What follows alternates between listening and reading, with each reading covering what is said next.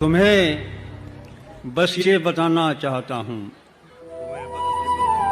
तुम्हें बस ये बताना चाहता हूँ। युवा साथी जितने भी युवा हैं, चाहे बाप के हों चाहे दूसरी पार्टी को, एक दिन मीटिंग रखो, गालियां मैं सुनने के लिए तैयार हूं, उनसे बात करने के लिए तैयार हूं कि ये रास्ता तुम्हारा कहां तक जाएगा, ये रास्ता तुम्हारा बाप वाला कहां तक जाएगा।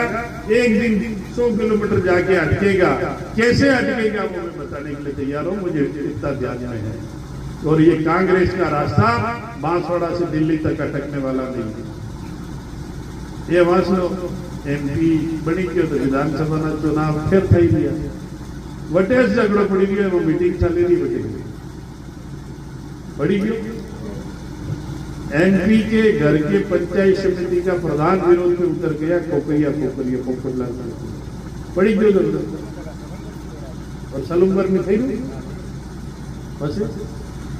तो ठेला दाड़ा ने साला, ये तो जनता दल में इसलिए चली कि मामा बालेश्वर जी, जिनको मैं प्रणाम करूं, उन्होंने जिंदगी में कभी चुनाव नहीं लड़ा, कपड़े की चिंता नहीं की, खाने की चिंता नहीं की, और सिर्फ आदिवासी समाज को आगे लाने की बात कही, इसलिए जनता दल लंबा चला। जाते हमारे गाड़ी कितनी साल जाता। पर आपको अपने घर में कोई बच्चा पढ़ा लिखा है, उससे राय ले, और जितने सरपंच बैठे हैं तुम्हारी कमी है, आज सुन लेना कि आप अपनी कमी सुधार लो। वो लोग कहते हैं कि ना लोकसभा बड़ी है ना विधानसभा बड़ी है, सबसे बड़ी ग्राम सभा। उस ग्राम सभा को अगर अधिकार दिया है तो कांग्रेस पार्टी ने, मनमोहन सिंह जी की सरकार ने, नमो नारायण जी ने दिया अधिकार, इसलिए ये काश्तकार बैठे हैं। इन काश्तकारों को जंगलात की जमीन पे पट्टे खेती करने के मिले हैं, वो अधिकार किसी ने दिया है तो कांग्रेस पार्टी ने दिया है। ये मैं आपसे कहना चाहता हूं। मैं मंत्री रहा, मेरे हाथ से भी कहीं काश्तकारों को वन विभाग के पट्टे दिए, वो पंचायत को अधिकार है। पहले पंचायत ने प्रस्ताव लेके भेजा, वो पंचायत मजबूत है।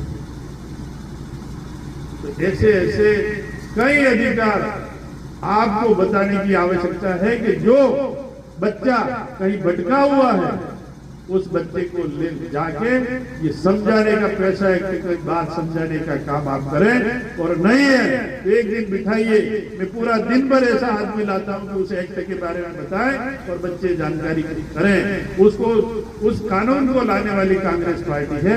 इससे सभी सरपंच साथियों मैं आपसे निवेदन करना, और 3 व्यक्ति जो युवा है उनसे भी बोला कि आप नए या कॉलेज में पढ़ने वाले लड़के और लड़के इधर उधर नेतागिरी सबसे बिठाओ, जिसको बोलना खुल के बोला। 2 घंटे 3 घंटे में समय दे दूंगा।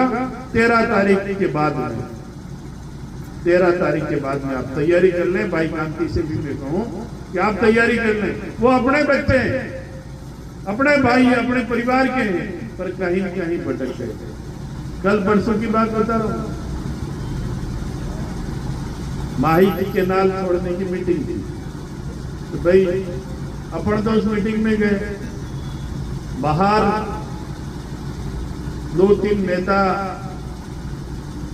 एक तो वो बाप का चुनाव लड़ा, क्या नाम था, हेमंत राणा, और अपने न्यूक्लियर वाले सारे आए 5-10 आदमी। वो खड़े, इतने बागेदोरा का एमएलए आ गया बाप वाला। तो मैंने कहा भाई ये अपनी बात कर रहे होंगे, अपने सकड़ी गली से निकल जाता। तो मेरे को रोका नहीं है, मेरे साहब आप रुकिए। मैंने कहा बोलो कि इनकी समस्या से ठीक है, कलेक्टर साहब से मिला देते। अब एमएलए तो बन गए, बुराई नहीं करता हूं, मेरे बेटे के बराबर है। दूसरे नेता भी, उनके सामने समस्या आई, घर तो उठाओ और कपास और ये सारी खेती भी हटाओ। कलेक्टर कहेंगे इन्होंने पहले समझौता कर लिया कि हम तो दिवाली पहले घर हटा लेंगे, हम पहले फसल काट लेंगे, उसके बाद जमीन दे देंगे। तो मैंने कहा कपास ये तो आएगा जनवरी फरवरी में, ये बात तो नहीं है। मैंने बोला कलेक्टर साहब कि जो भी नेता आया है उसको खेती का नॉलेज नहीं है कि नेतागिरी का नॉलेज नहीं है, वो हेमंत राणा बेटा। मैंने कहा कपास फरवरी तक रहे मकान हटाने की बात है वो मैं नहीं बोलूंगा, पर ये कपास की खेती जिस आदिवासी जिस काश्तकार ने की है वो फरवरी तक लेगा, उसको आप नकार नहीं सकते हो। तो कलेक्टर को बात माननी पड़ी कि नहीं, हम कपास की खेती भी उनको देंगे। ये बात मैं इसलिए कह रहा हूं कि नेता तो सब बन गए, सारे लोग बन गए, बात सब करते हैं, पर कानून की जानकारी नहीं हो तो वो अधिकारी को दबा नहीं सकते। और उस समय ये बताऊं, मैं मान सिंह जी को धन्यवाद देता हूं कि 2004-5-6 में इन्होंने इन लोगों को लेकर के रैलियां निकाली, रैलियां निकाल करके कहा, और मैं आपके आशीर्वाद से एमएलए था,